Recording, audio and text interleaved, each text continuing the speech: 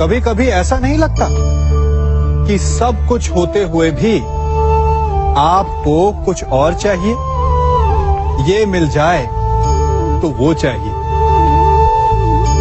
यदि आपको ऐसा असंतोष अनुभव होता है तो इसमें कोई आपत्ति नहीं है, क्योंकि संतुष्ट हो जाना मनुष्य का स्वभाव ही नहीं है। और इसी कारण मानव ने सभी जीवों में सबसे अधिक विकास किया। इसीलिए मनुष्य ने आर्थिक और शक्ति रूप से वृद्धि की, संपन्नता बढ़ती गई, ज्ञान बढ़ता गया। अर्थात विकास के लिए असंतोष बहुत आवश्यक है।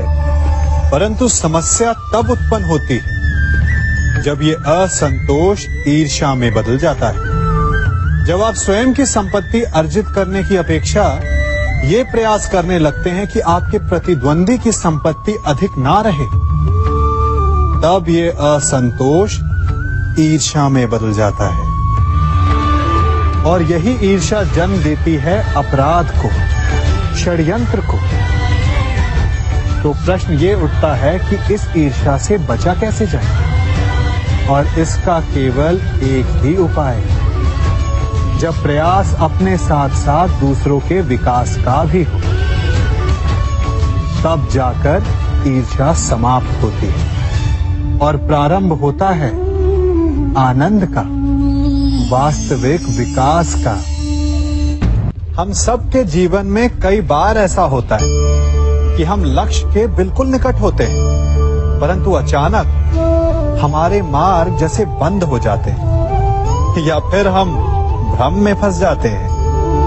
कभी कभी उस भ्रम से जूझकर हार मान लेते हैं, कभी कभी उस भ्रम को ही लक्ष्य समझ लेते हैं, और प्रत्येक स्थिति में हमारा लक्ष्य हमसे दूर होता जाता है। अब प्रश्न ये उठता है कि ऐसे में क्या किया जाए? और उत्तर है धैर्य।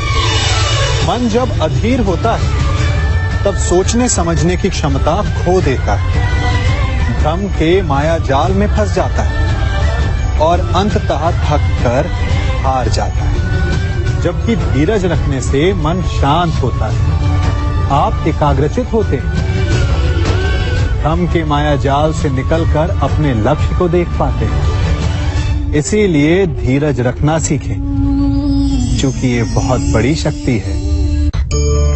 हम सब अपनों की, अपने मित्रों की, परायों की सहायता करते हैं, परंतु हम सब के मन में एक व्यथा रह जाती है कि वो हमारा उपकार भूल गया, कि उसने हमें सम्मान नहीं दिया, कि समय पड़ने पर उसने हमारी सहायता नहीं की। होता है ना ऐसा? अब प्रश्न ये उठता है कि क्या हमें उपकार भुला देना चाहिए या नहीं? और उत्तर भी दो हैं, हाँ भी और ना भी। हमें दूसरों पर किए गए उपकार को भुला देना चाहिए, परंतु यदि किसी ने हम पर उपकार किया है तो उसे नहीं भुलाना चाहिए। यदि दूसरों पर किए उपकार भुला दिए तो अपेक्षा नहीं रहेगी, अपेक्षा नहीं रहेगी तो वो टूटेगी नहीं, मन कुंठित नहीं होगा।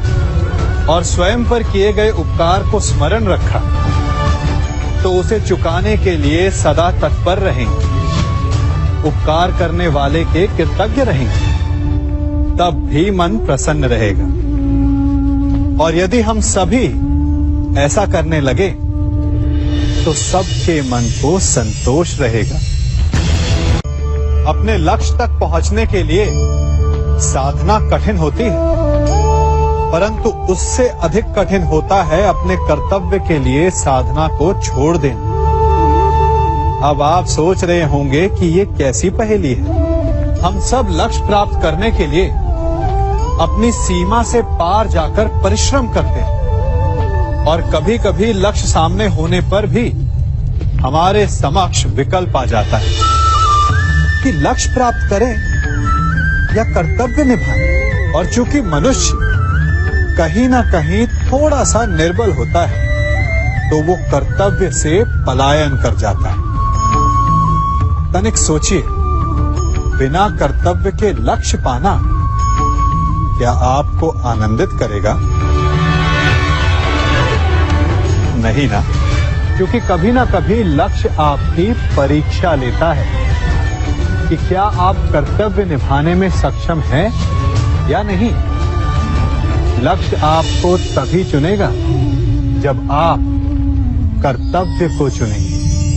मनुष्य सदैव स्वप्न देखता है और जीवन भर उन्हें पूर्ण करने के प्रयास में लग जाता है, परंतु प्रश्न ये उठता है कि हमारे प्रयासों के पश्चात हम में से कई सफल क्यों नहीं होते? कारण है संयम।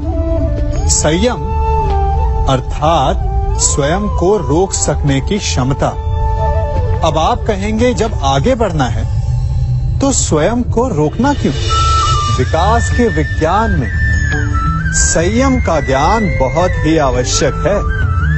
4 पग आगे बढ़ना हो तो 1 पग पीछे हटने का साहस ही संयम है। संयम अपनी इंद्रियों पर, अपने आकर्षणों पर, अपनी इच्छाओं पर।